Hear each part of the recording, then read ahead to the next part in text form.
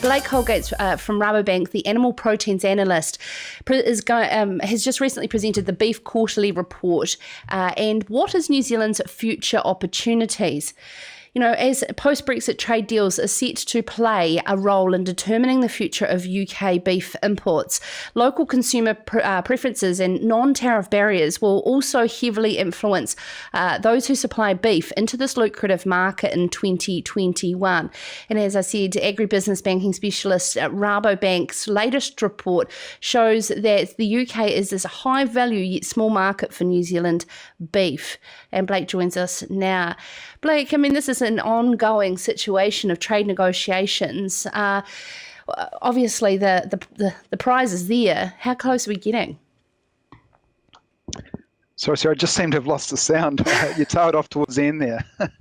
Oh, up until the question. Oh, my apologies. I was just saying, you know, the eye is on the prize with these trade negotiations. But how close are we getting? Yeah, look, well, obviously COVID did delay those UK-EU negotiations earlier in the year. Talks intensified through their summer, our winter, over the last couple of months. October the 1st has sort of been set down as a key date around starting to finalise what some of those trade agreements look like. Whether they reach that date and achieve that or not is probably yet to be seen. Obviously, they're dealing with a whole range of trade discussions and not just agriculture, not just beef. But yeah, at the moment, we should have a better indication by the start of October how close they are getting to some kind of final arrangement. I'm interested to know around high value because, of course, a lot of our red meat in particular has moved into the retail space because food service has been shut down from lockdown.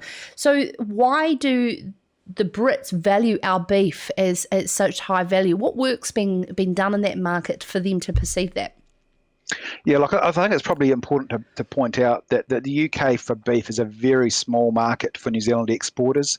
The UK as a whole, the EU as a whole probably represents 3 to 4% of our beef exports, and the UK within that is a very small section. And part of the reasons is we don't have the same tariff advantages that we have for something like lamb. So we're just not competitive with some of our lower cost beef going into the UK. We are still highly regarded around the quality of our product and some of those other attributes that we value highly around food safety, around the sustainability story, and that does play well in that market, and that has been, you know, how we have been able to leverage existing relationships through those red meat channels. Reading here in your Beef Quarterly Report for Rabobank, those cheeky Irish are keeping an eye on New Zealand. Yeah, look, they're probably the biggest. Have the most to lose in this situation. So currently they supply around 70% of the UK's beef, obviously at preferential or no tariffs as operating within that common EU community up until now. So if there is no agreement reached, in all likelihood, they'd revert back to sort of World Trade Organization standard rules and regulations and would face a significant increase in cost in getting their product into the UK, which would erode a lot of their competitiveness they have had. So they'll be watching very keenly and be looking for some kind of arrangement that can ensure they can, you know, basically keep the tap on to their largest buyer. I remember an American guest speaker, I can't remember his name, speaking at a red meat sector conference here in New Zealand, and he was talking about the Irish situation post-Brexit, and our Irish beef producers said, oh, so you're just telling me that all I need to do is drive my cattle up over the border and then technically I can get around it? I mean, what is sort of seeing to play out there around Northern Ireland being like that trade oasis for getting into the UK? Yeah, well, that whole border and security and the flow of goods and services across that Irish border is one of the key issues that needs to be worked through in the whole trade negotiations. So that's one we will be keeping a keen eye on, and that will probably help to determine exactly what your Irish friend was talking about, and again, what opportunities or threats this represents for Ireland coming out the other side of this. Let's talk about China. How are things looking there in terms of demand? Look, in terms of overall animal protein or red meat demand from China, we're still seeing it is reasonably strong.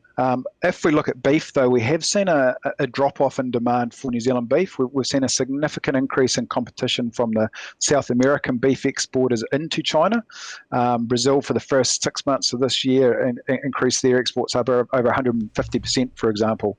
So what that has done is those countries are generally lower value or lower cost beef producers. That's driven down the price that our exporters can get in that Chinese market at the moment.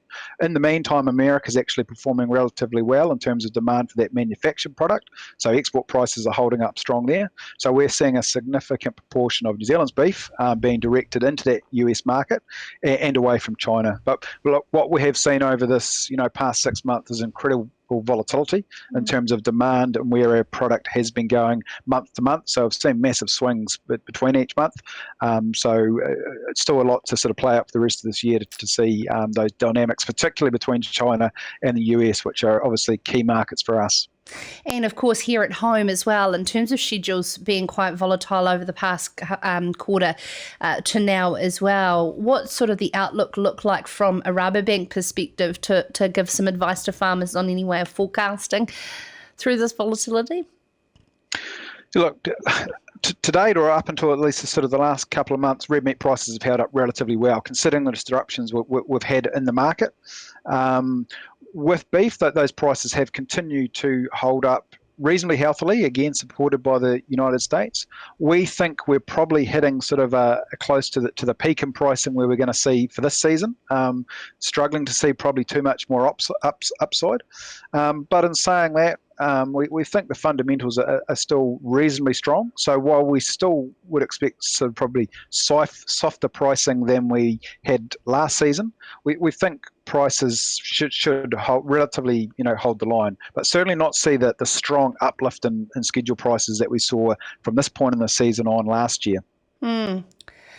Thank you so much, Blake Holgate, Animal Protein Analyst for Rabobank. Before you sneak off, flying in and out of Dunedin can sometimes be hairy. Is Dunedin one of your favourite regional airports around the country, Blake, or have you got some other favourites?